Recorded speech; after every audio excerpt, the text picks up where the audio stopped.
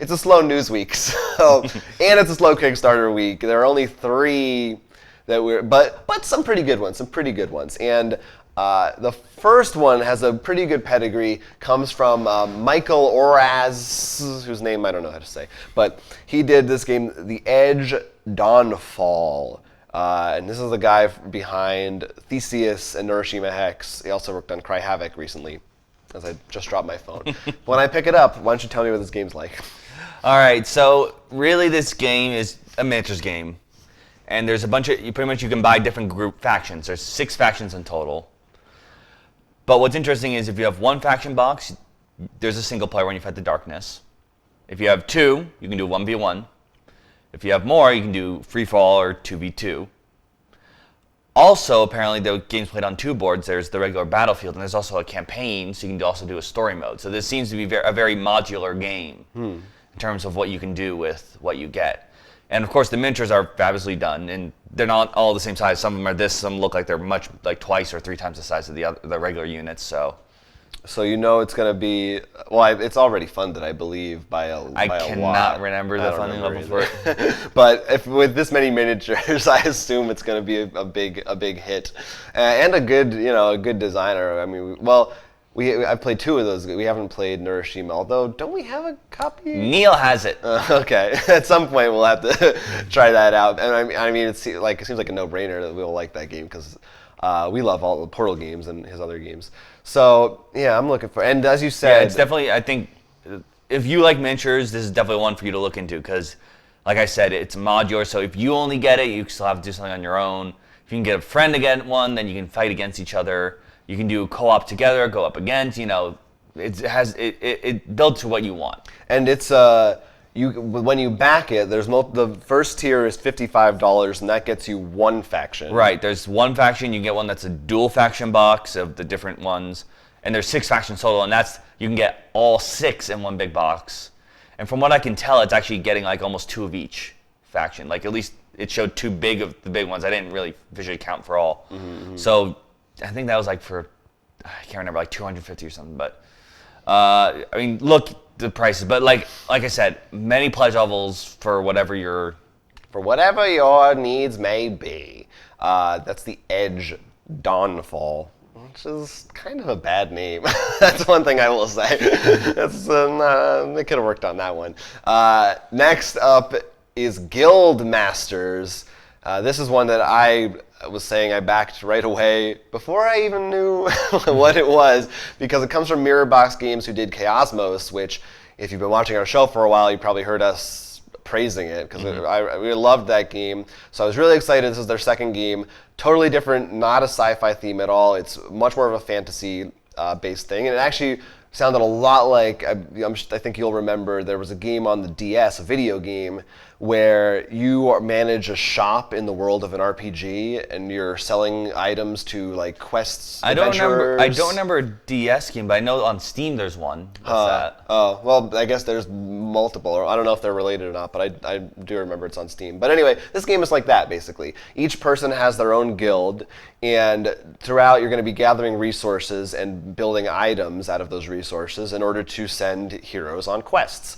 And if you can send them on the quest before anyone else makes the items, you'll get more money, you'll get more prestige, which is your points, and you can also expand your guild, add more rooms to it, which may give you special bonuses, more space to store resources, special abilities, that kind of a thing. And it looks like a pretty fun concept of a game. Actually, like fairly easy to learn just based on watching the video they showed. Much less. Doesn't have quite the like really cool gimmick that I liked of Chaosmos, which was the hidden ovoid, which was really like, wow, I've never seen that in a game before. Well, no, I'm pretty sure in this game, whoever builds the ovoid first wins. Right, yeah, that's the alternate play. So it didn't grab me as much, but digging into it, it does sound actually like a really fun game, and you may like that fantasy theme more than you like the sci-fi theme. Plus, it is an interesting concept because there aren't a lot of board. I still think it's interesting, even though I had seen it in those video games. There's no board games where you manage a shop, as far as I know. So yeah, that's Guild Masters. That one goes for $50. If you want to back that, based on Chaosmos, I think it's going to be really, really good. And last one tell me about this one. It's called Havenfall. Yeah, we're staying in the fantasy realm, but this time we're taking to an 8-bit style. Beep boop. So in this game, you're all heroes trying to save the realm. Love that realm. Gotta love the realm. They have names, of course, but I can't remember specific names. And it's a deck building game. It's similar to Dominion, in which you choose which cards to use, set them up, cheaper to expensive. But a lot of the cards and spells have things that trigger if you can pay the pixels. To get pixels, you have to defeat monsters, and so there's 4 different colors, and when you defeat a monster, you get that pixel color. A pixel breaks off of them. So not only is it the regular deck building we're used to, it's also deciding whether I kill the monster to get that resource so I can cast a stronger version of a spell or not. Huh. And I like that it literally uses pixels. Like they're really going all in on the theme. And the monsters, actually, there's going to be 3 monsters out at a time.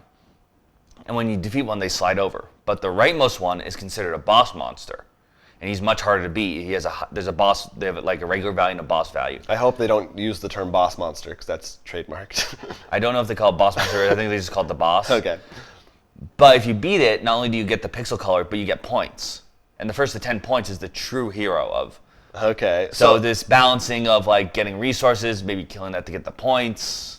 Is there any sort of cooperation? It sounded like, or no? It's fully. It's fully, as far as I could tell. It's not like Legendary where it's like semi or something like that. Not really, not that I could see. But it seems like that's almost, even though Boss Monster is pretty big, I can't really think of any other 8-bit board. I mean, I'm sure there's been some on Kickstarter, but it isn't totally run into the ground. Well, yet. Video gamers and board gamers apparently don't get along. Yeah, they're on opposite sides of the fence. Well, what's that other game?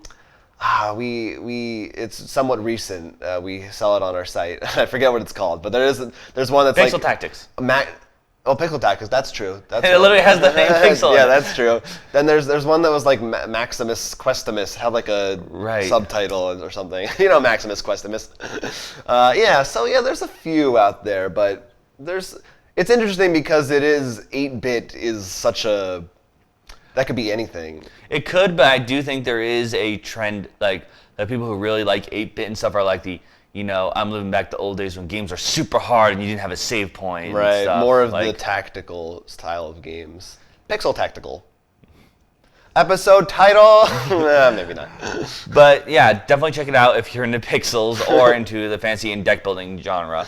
Yeah, that is Havenfall goes for $40 on Kickstarter. You can find the links to these Kickstarters below if you want to check them out and back them. You might like them if you like spending money on board games.